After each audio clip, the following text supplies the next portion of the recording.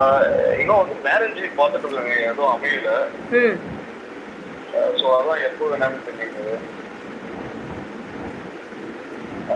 7-8ல அதிகமான 36 வயசு ஆயிடுச்சுப்பா. 7-8ல அதிகமான பாவகிரகங்கள் இருக்குப்பா.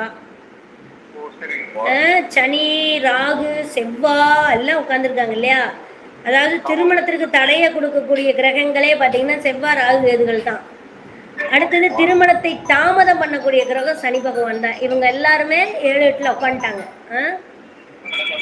பத்தாததுக்கு லக்னத்துல கேதுவும் குடும்பஸ்தானத்துல மாந்தியும் போய் உட்காந்துருக்கு. சரியா? அப்ப அதனால வந்து கொஞ்சம் குடும்பம் அமைய தடை, குடும்பம் அமைஞ்சாலும் நம்ம ஃபேவரா இருக்காது அப்படிங்கிற மாதிரி ஒரு கான்செப்ட் ஓடிட்டு இருக்குது.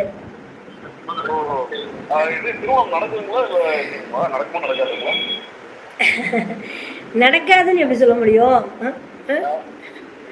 இவ்வளவு பாவ கிரகங்கள் குடும்பஸ்தானத்துல இருக்கும்போது திருமணம் ஒரு பிரச்சனையிலயோ ஒரு அவசரத்திலயோ திடீர்னு நடக்கும்னு வச்சுக்கோங்களேன். ஒரு 1 மந்த்துக்குள்ள திடீர்னு நடக்கிற மாதிரி நடக்கும். திடீர்னு நடக்கும்.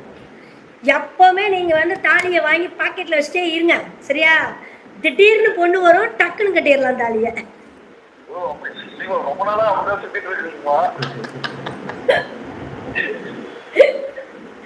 தாலி எடுக்க போறதுக்குள்ள பொண்ணு மாறிடும். அதனால வந்து தாலியெல்லாம் ரெடியா வச்சிருங்க. வந்த பொண்ணுன்னு வந்துச்சுன்னா உடனே தாலியை கட்டிடுவோம். அது எப்படி இருந்தாலும் சரி.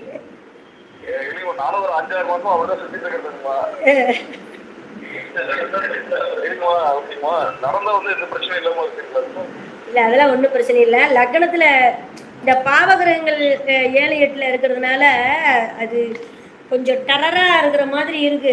ஒரு பக்கம் போனா இன்னொரு பக்கம் கெடுத்துடும். சரி சரின்ட்டு எல்லாம் முடிஞ்ச மாதிரி போவாங்க, பதிலே சொல்ல மாட்டாங்க. ஆச்சு இதுதான் பொண்ணு, இதுதான் பொண்ணுன்னு விடிய விடிய கனவு வந்துட்டு பார்த்தா விடியால கால் வந்துடும். கொஞ்சம் யோசிச்சு பண்ண.